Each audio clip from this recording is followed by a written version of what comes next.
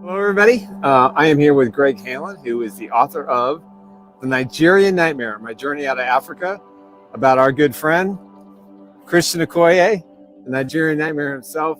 First of all, Greg, thanks for joining the Chiefs Blitz podcast. And I just want to say, overall, when you look at this book and you've had time to reflect, what was the most intriguing thing throughout the process? It was such a unique story. Something you never really see. This is a guy that had never heard of football until he was 20-something years old. He obviously had the physique. He obviously had the physical tools. He was basically given a football and it was told, do this, you'd be great at it. And he had no idea. Physically, he was obviously cut out for it. Mentally and psychologically, he's wired a little differently than most football players. He's not a macho guy. He's not a rah-rah guy. He's not trying to hurt people. So he had to sort of figure the game out on his own terms. And in his kind of quiet, humble, sort of studious way, he did that incredibly successfully.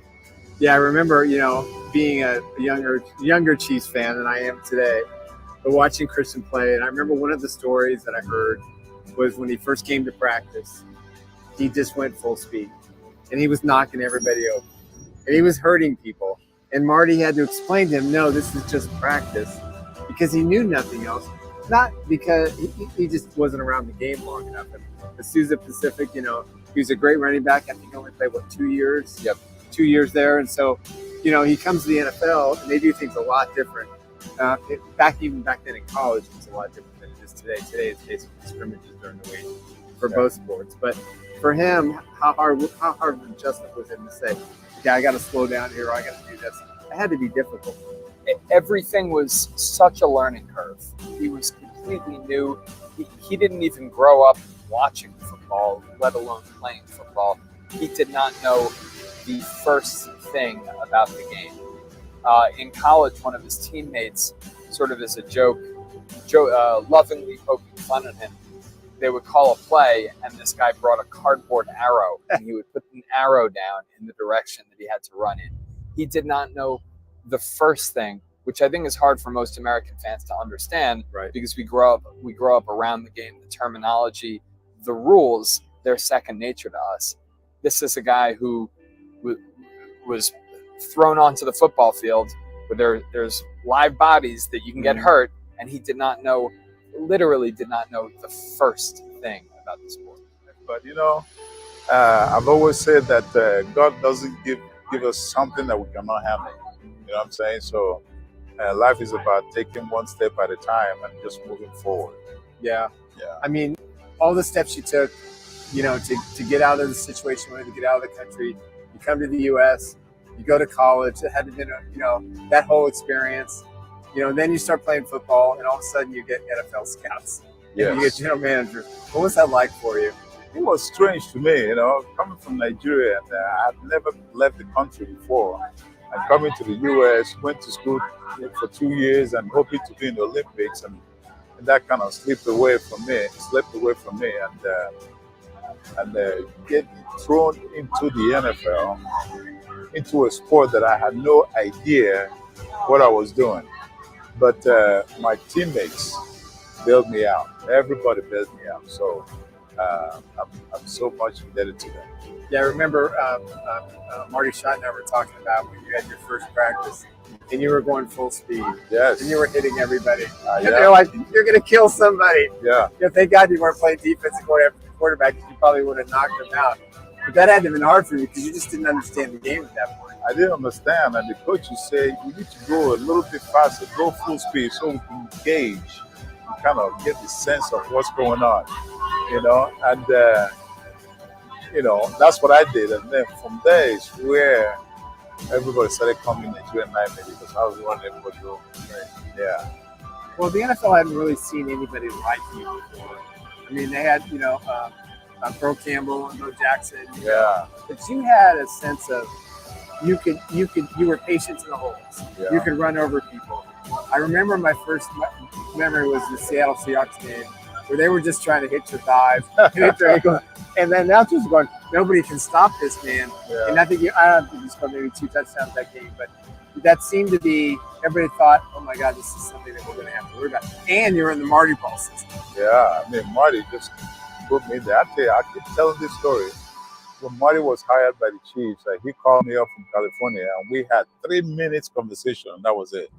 And what he said to me is, Christian, I just want to take a look at you and tell you that we're going to run the ball, and we're going to run it a lot. Are you ready? I said, yes, coach. He said, okay. Let's go meet the rest of the staff.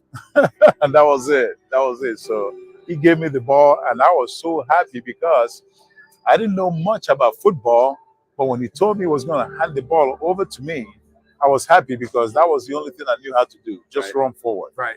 Yeah. Yeah, you didn't have to worry about it. I mean, eventually you caught passes and you learned how to block and all that stuff. Yeah. But he gave you the freedom to say, okay, and he had the wherewithal to say, okay, we know Christian can do this. Let's start his career here. Yeah. I mean, they gave me an open arm, hugged me when I came in, took me in, and I felt at home in Kansas City. You know, everybody just treated me so nicely, and if I had gone somewhere else, it probably would have been different. You know, same with my old school.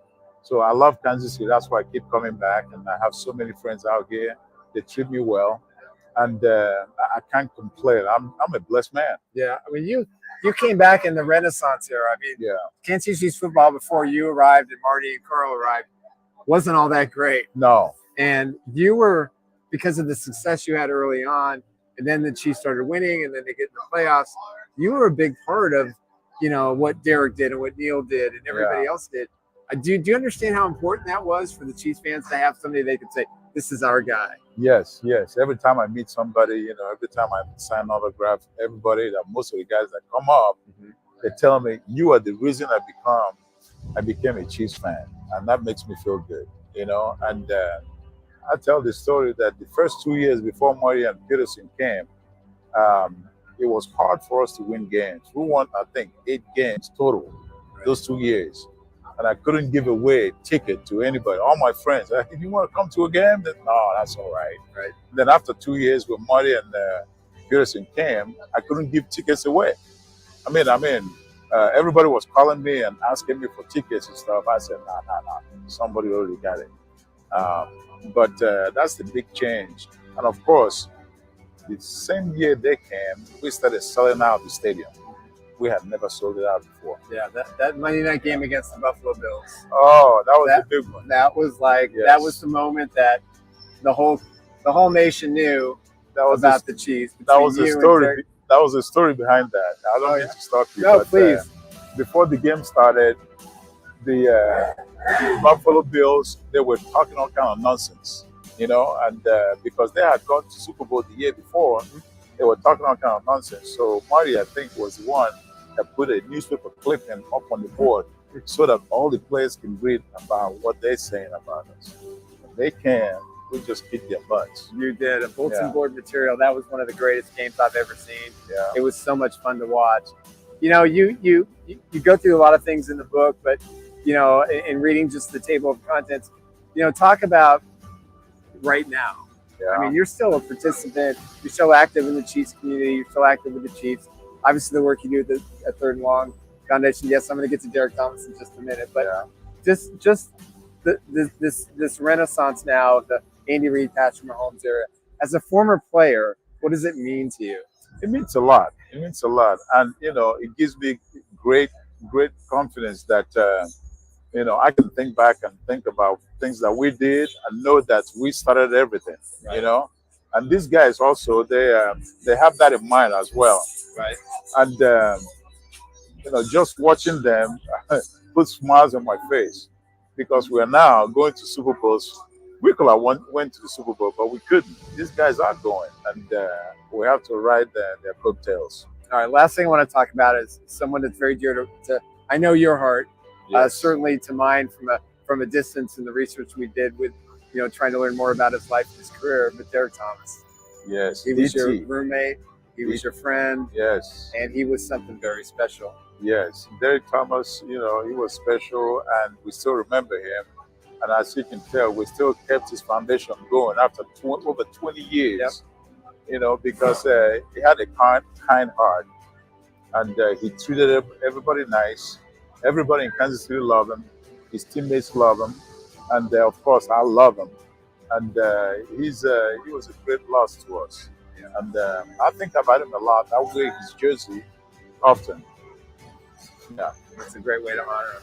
yes. Well, Christian, we want to thank you very much. Best of luck with the book. No, Christian thank Okoye, The Nigerian Nightmare, A Journey from Africa to the Kansas City Chiefs and Beyond.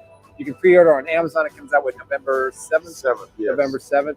And we'll be promoting it as well on Chiefs Blitz. Thanks again. I appreciate you. Thank you, Nick. Appreciate All right, it. buddy. Take care. Thanks, guys.